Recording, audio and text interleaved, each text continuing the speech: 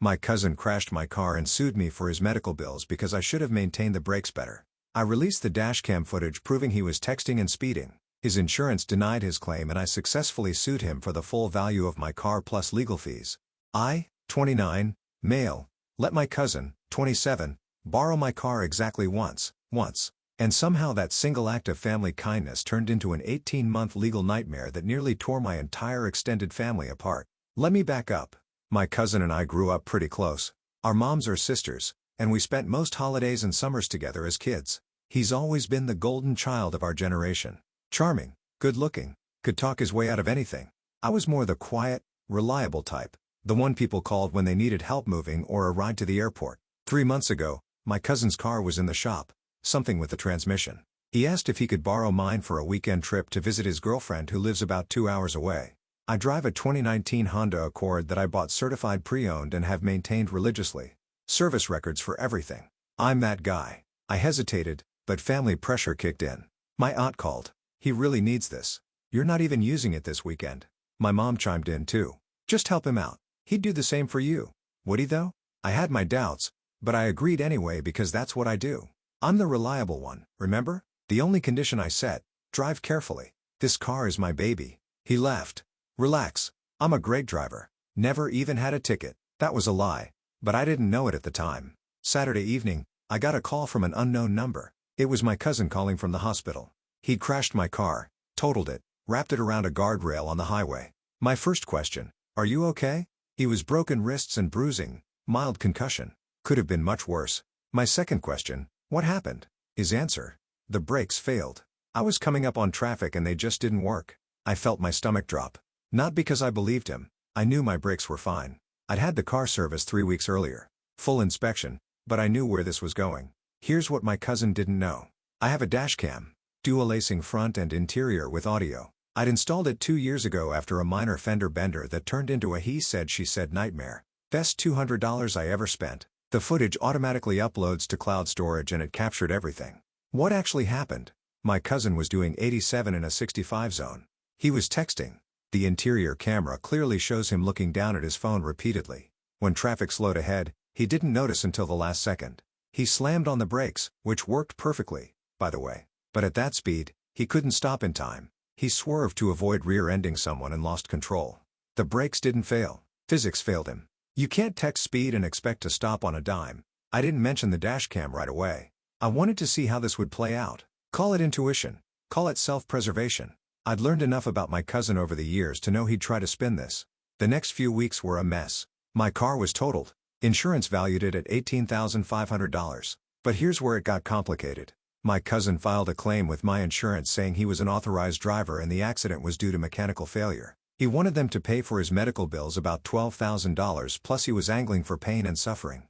My insurance company called me. We need to investigate. Your cousin is claiming brake failure. The brakes were fine. I said I have documentation. He's also saying you knew there were issues but didn't disclose them. I almost dropped my phone.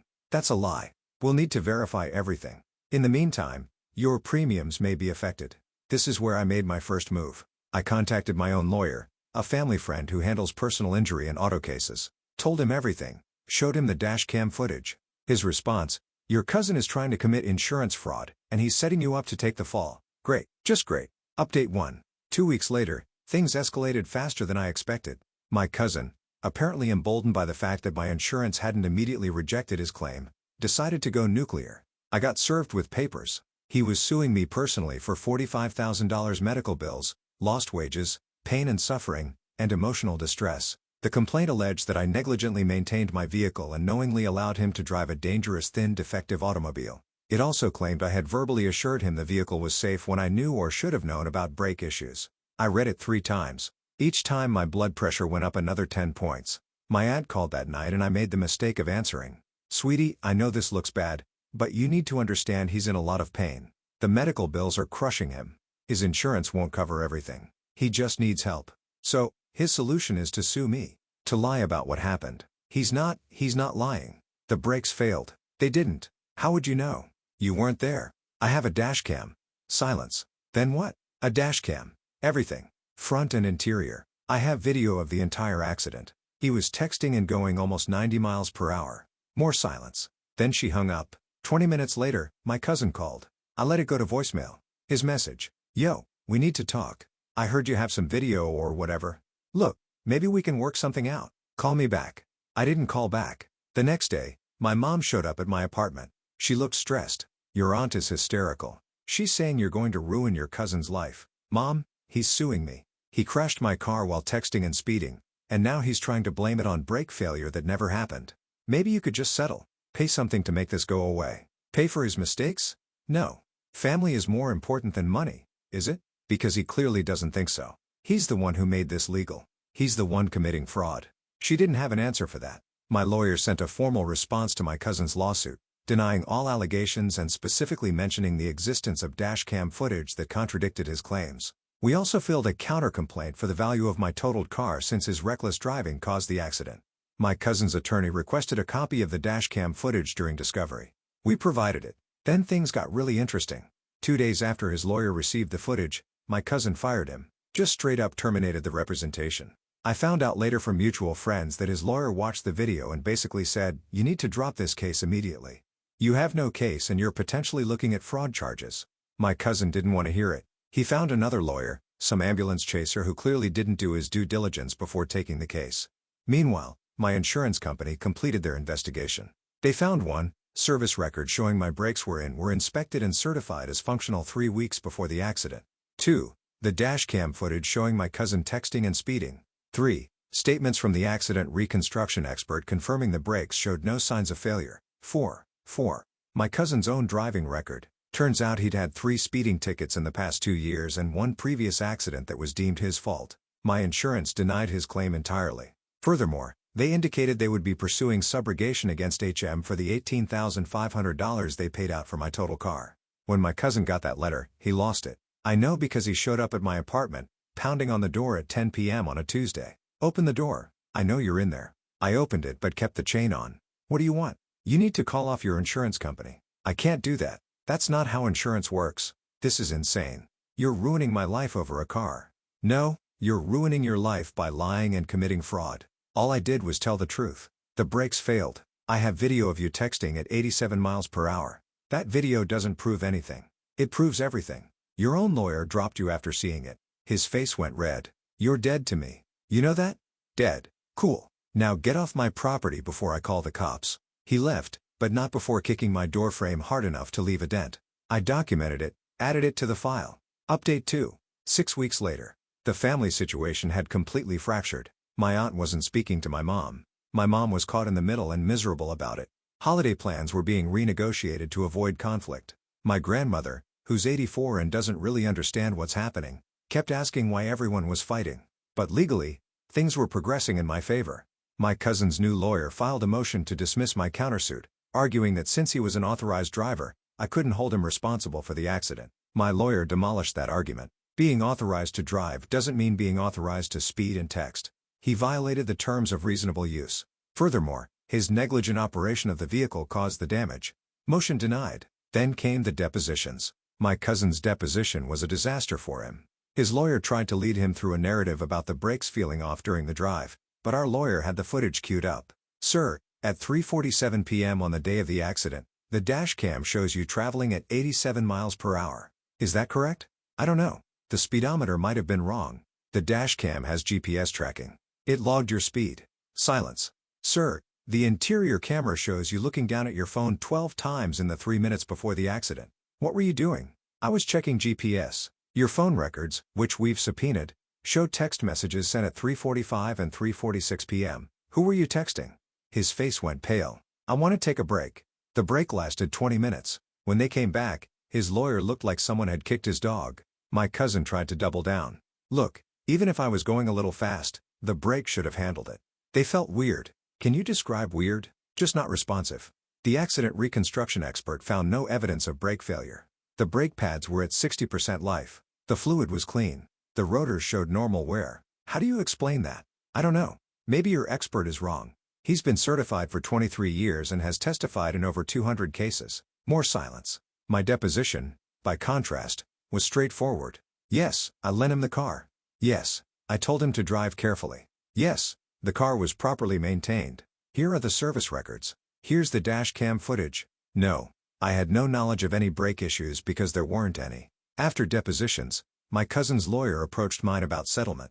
My client would be willing to drop his lawsuit. If your client drops the countersuit and agrees not to cooperate with the insurance company's subrogation claim, my lawyer's response, no, we're proceeding to trial. Your client will spend more on legal fees than the car was worth. My client is seeking legal fees as part of the judgment.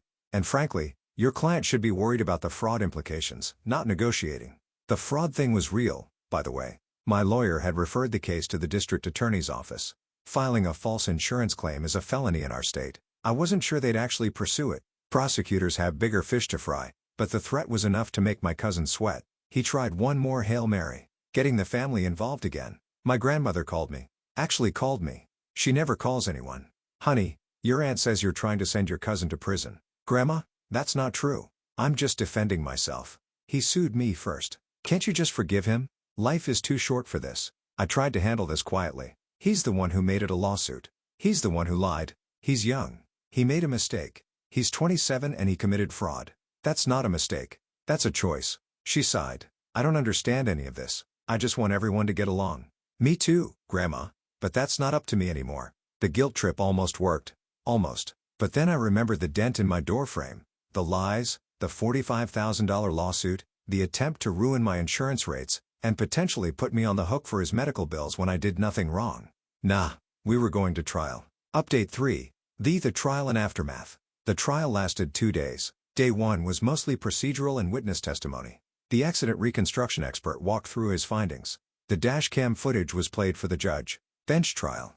No jury. My cousin's phone records were entered into evidence. My service records were verified. My cousin's defense was basically the video doesn't prove the brakes were working. Maybe they failed and then worked again. Yes, his lawyer actually argued that intermittent brake failure, which left no physical evidence and contradicted the expert's findings, was responsible. It was desperate, and the judge's face showed he knew it. Day 2 was arguments, and my cousin's testimony. He stuck to his story. Brakes felt weird. He wasn't speeding that much. He wasn't texting, just looking at his phone. The accident wasn't his fault. My lawyer's cross-examination was surgical. You testified the brakes felt weird. Did you report this to the owner of the vehicle before continuing to drive? No. Did you pull over to check? No. So, your testimony is that you felt the brakes were potentially defective and continued to drive at 87 miles per hour while texting. I wasn't. Your phone records show texts sent at 3:45 and 3:46 p.m. The accident occurred at 3:48 p.m. Were you or were you not texting while driving? Long pause. I sent a couple texts. At 87 miles per hour, I didn't realize I was going that fast. The dashcam footage shows you passing multiple vehicles. Did you not notice you were passing everyone on the road? His lawyer objected. Overruled. I wasn't paying attention to my speed. Clearly, just like you weren't paying attention to the road when traffic slowed ahead. Objection. Withdrawn. No further questions. The judge took a day to deliberate. His ruling was comprehensive. 1.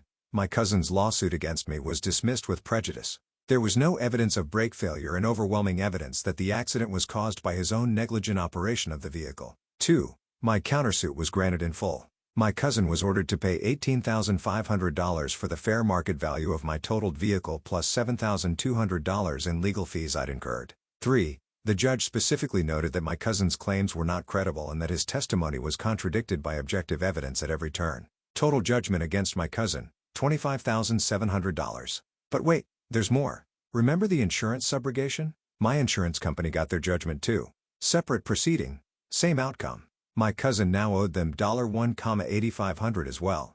And the fraud referral? The DA's office decided not to pursue criminal charges. Not enough resources for a case this small, they said. But they did send my cousin a letter warning him that any future fraudulent claims would be aggressively prosecuted. That letter is now part of his permanent record with the state insurance database. His car insurance rate's through the roof. He'd been paying about $180 a month. After the at-fault accident, the fraud flag, and the judgment, his new rate was $340 for bare minimum coverage. He couldn't afford it. His car sat uninsured for 3 months before he finally sold it and started taking the bus. The family fallout was complicated. My aunt still won't speak to me. She blames me for destroying her son.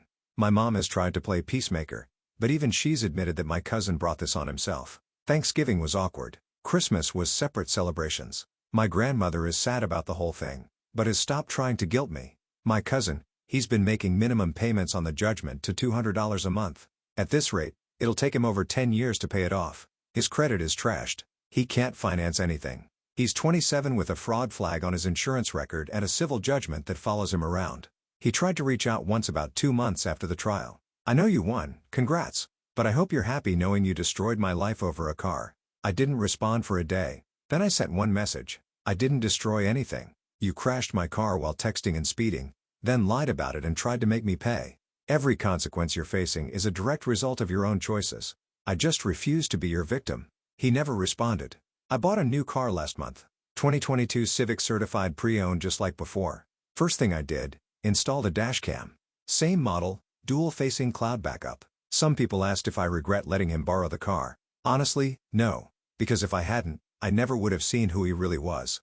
I would have kept thinking of him as my slightly irresponsible but ultimately decent cousin. Instead, I learned that when things got hard, his first instinct was to lie, blame others, and try to make someone else pay for his mistakes. That's who he is now. I know. Would I lend my car to family again? Maybe. To him, never. The $25,700 judgment is nice on paper, but I know I'll probably never see all of it. That's okay. Some victories aren't about money. They're about truth. They're about refusing to be steamrolled by someone who thinks they can charm and manipulate their way out of accountability. He thought I'd fold. That family pressure would make me back down. That I'd rather pay than fight. He was wrong. And that dash cam footage worth every penny.